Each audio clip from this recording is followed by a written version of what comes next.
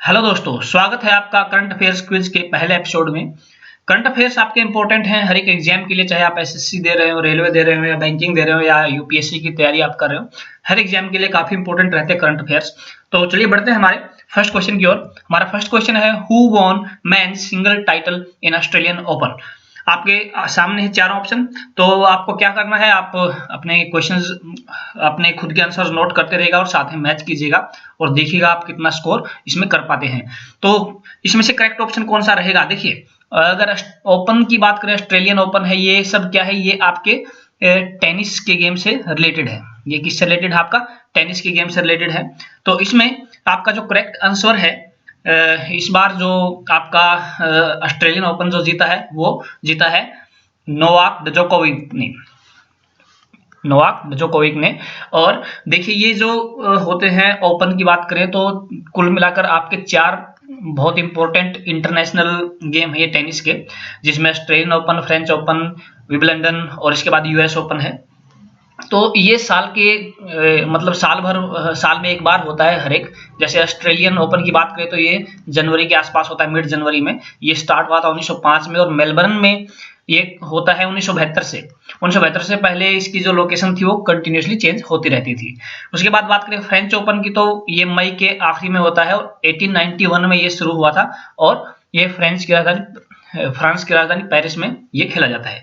इसके बाद विंबलडन की बात करें तो ये ओल्डेस्ट गेम है और इसके साथ ओपन का यूज नहीं होता, इसमें द चैंपियनशिप बोला जाता है। ओपन की अगर बात करें, देखिए ओपन का मतलब ये है कि इसमें कोई स्पेशल रैंक वाले खिलाड़ी नहीं जाते। आप जो लोअर रैंक के खिलाड़ी हैं वो भी अच्छा प्रदर्शन करके आगे बढ़ के इसमें अपना मतलब जीत सकते हैं, आगे बढ़ सकते हैं ओपन में। ओपन का मतलब यही होता है। तो ये जो विंबलडन है, ये आपका लंदन में जो है खेला जाता है।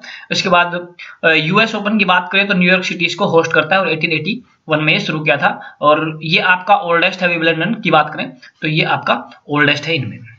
चलिए अब बढ़ते हैं हमारे नेक्स्ट क्वेश्चन की ओर। हमारा नेक्स्ट क्वेश्चन है, which state has constructed first of its kind road from plastic waste? Meghalaya, Tripura, Manipur, Assam.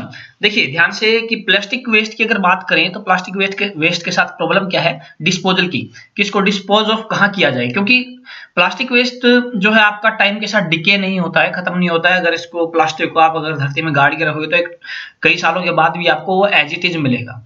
तो इससे बेटर क्या है कि प्लास्टिक को रिसाइकिल किया जाए, रीयूज किया जाए। तो हम इसको क्या कर सकते हैं, जो प्लास्टिक वेस्ट की जो अमाउंट है लगातार बढ़ रही है उसको हम कंट्रोल कर सकते हैं काफी हद तक।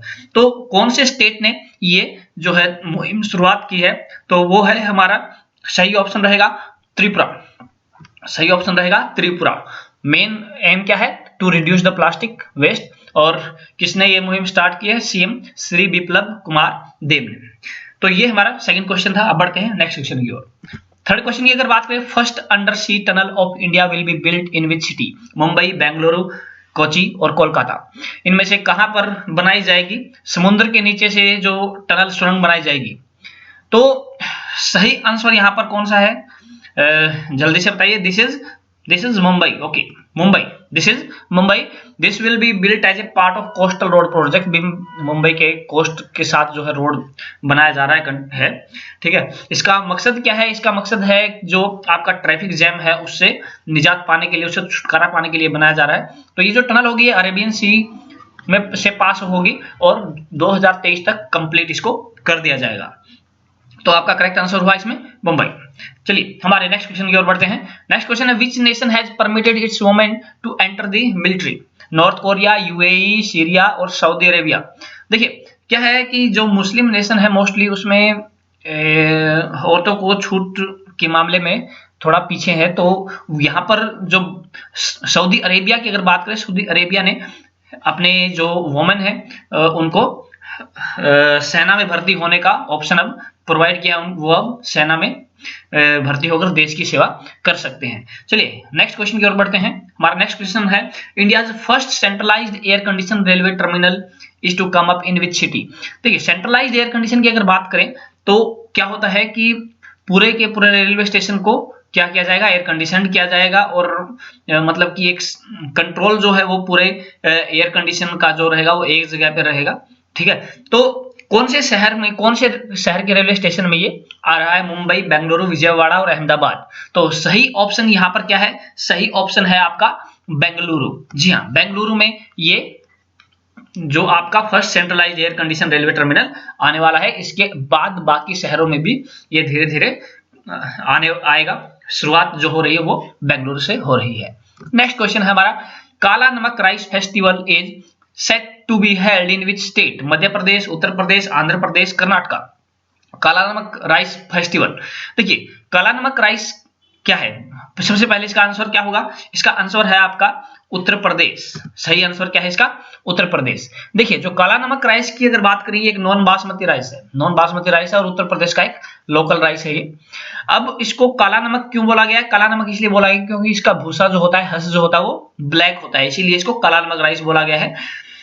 जो सीएम योगी हैं, सीएम आदित्यनाथ योगी हैं, उन्होंने बहुत सारी मुहिम स्टार्ट की है ताकि लोकल एग्रीकल्चर प्रोडक्ट्स उनको बढ़ावा दिया जा सके, लोकल एग्रीकल्चर प्रोडक्ट्स को बढ़ावा दिया जा सके ताकि आत्मनिर्भरता की ओर इसमें एक स्टेप बढ़े और जो लोकल फार्मर्स हैं उनको भी इसका बेनिफिट मिले। तो उसी इनिशिएटिव के तहत जो है काला नमक राइस फेस्टिवल ये शुरू किया गया है उत्तर प्रदेश के अंदर। चलिए अब आगे बढ़ते हैं हमारे नेक्स्ट क्वेश्चन की ओर। Narendra Modi stadium is located in which place?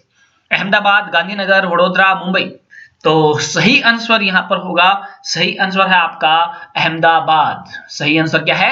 Ahmedabad. ये आपका जो है वर्ल्ड लार्जेस्ट क्रिकेट स्टेडियम भी है और मोटेरा में ये बनाया गया है। अभी तक जैसे कंस्ट्रक्शन का काम चल रहा था इसको मोटेरा स्टेडियम बोला जा रहा था। अब जब इनॉग्रेशन इसका किया गया है तो इनॉग्रेशन के टाइम पे इसका नाम बदलकर क्या रखा गया? नरेंद्र मोदी स्टेडियम। और इनॉग्रेशन किसने किया? उद्घाटन किसने किया? प्रेसिडेंट रामनाथ कोविंद ने इसका उद्घाटन किया। और इसको बनाया गया है सरदार वल्लभ भाई पटेल स्पोर्ट्स एनक्लेव के पार्ट के रूप में ही बनाया गया है। और कहां पर है ये ध्यान रखिएगा, bank of Sabarmati river, Sabarmati नदी के किनारे पर ये स्थित है। चलिए आगे बढ़ते हैं हमारे नेक्स्ट क्वेश्चन की ओर। Who inaugurated the India toy fair 2021? President of India, prime minister of India, union sports minister, union home minister. तो इसका सही आंसर है प्राइम मिनिस्टर ऑफ इंडिया यानी नरेंद्र मोदी जी। नरेंद्र मोदी ने ये इनॉग्रेशन किया है इंडिया टॉय फेयर का। ये फर्स्ट टॉय फेयर है इंडिया में और वर्चुअल ये टॉय फेयर है, कोई भी फिजिकल लोकेशन इसकी नहीं थी। 27 फरवरी से 2 मार्च तक ये हमारा हुआ था। और जो पीएम मोदी ने जो इनॉग्रेशन किया था वो वीडियो कॉन्फ्रेंस के थ्रू ही किया था क्योंकि एक वर्चुअल फेयर था। इसमें अलाउड थे स्कूल से लेकर, मतलब कि आप टॉयज खरीद भी सकते हैं और जो ट्रेडर्स हैं, जो बिजनेसमैन हैं, वो भी इसमें अलाउड थे। इसमें अलग अलग स्टेजेस के लिए जो टॉयज की बात यहाँ पर की है। और मेन टारगेट क्या है तो इंडिया में टॉय फेयर आयोजित करने का मेन मकसद क्या है? क्योंकि इंडिया में जो टॉयज होते हैं वो मेनली चाइना से आते हैं। तो अब टॉयज के लिए, टॉयज फैक्ट्री के प्रोडक्शन में जो है देश को क्या बनाना है? ये सेल्फ सफिशिएंट बनाना है, आत्मनिर्भर बनाना है, ये मेन मकसद है। ठीक है, और सिर्फ इतना ही नहीं कि हमारा देश हम आत्मनिर्भर बने बल्कि हम एक्सपोर्ट भी ये कर सकें आने वाले वक्त में। तो इसीलिए ये टॉय फेयर जो है वो शुरू किया गया है क्योंकि टॉय जो इंडस्ट्री है वो एक बहुत बड़ी इंडस्ट्री है, तो इससे काफी बेनिफिट देश को हो सकता है। चलिए आगे बढ़ते हैं। इसके बाद which north Indian state recently announced electric vehicle policy 2021? Meghalaya, Mizoram, Arunachal Pradesh, Assam. तो इसका सही जवाब है मेघालय। जी हाँ, मेघालय ने जो है इलेक्ट्रिक व्हीकल पॉलिसी अनाउंस की है जिसके तहत टारगेट किया गया है कि 2025 तक जो टोटल व्हीकल्स हैं मेघालय में उनका 15% जो शेयर होगा, यानी 15% उनमें से क्या होंगे? इलेक्ट्रिक व्हीकल्स होंगे। ये टारगेट रखा गया है 2025 तक। और जो भी लोग मतलब कि जैसे इलेक्ट्रिक व्हीकल्स को बाई करना चाहते हैं, खरीदना चाहते हैं, उनको प्रॉपर इंसेंटिव और कुछ छूट भी यहाँ पर मिलेगी। चलिए हमारा नेक्स्ट क्वेश्चन है who is the only Indian women wrestler to have qualified for Tokyo Olympics 2021? Vinesh Phogat, Sakshi Malik, Babita Kumari, Geeta Phogat. तो सही आंसर यहां पर क्या है? सही आंसर यहां पर होगा विनेश फोगाट। ये वर्ल्ड नंबर 1 इंटरनेशनल रेसलिंग में इन्होंने क्लिंच की है पोजीशन। और जो टोक्यो ओलंपिक है ये जापान में होने वाला है अभी इस साल। लास्ट ईयर ये कैंसिल कर दिया गया था ड्यू टू पेंडेमिक, तो इस साल ये होने वाला है जापान में। चलिए हमारा नेक्स्ट क्वेश्चन है, with which country India has reviewed cooperation on LUPEX mission. LUPEX का मतलब है ल्यूनर पोलर एक्सप्लोरेशन मिशन।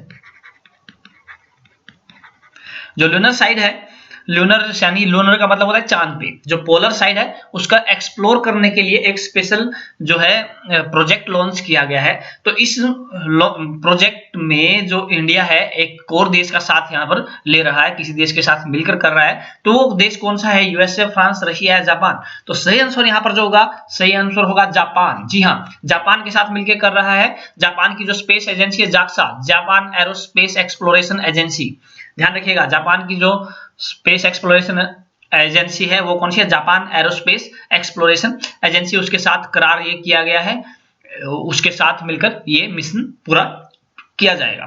चलिए आगे बढ़ते हैं। अगला क्वेश्चन है, which event has been launched by PM Modi to mark 75 years of Indian independence. Bharat की आजादी के 75 साल पूरे होने पर कौन सी इवेंट लॉन्च की है पीएम मोदी ने? तो सही आंसर है यहाँ पर, सही आंसर है आजादी का अमृत महोत्सव।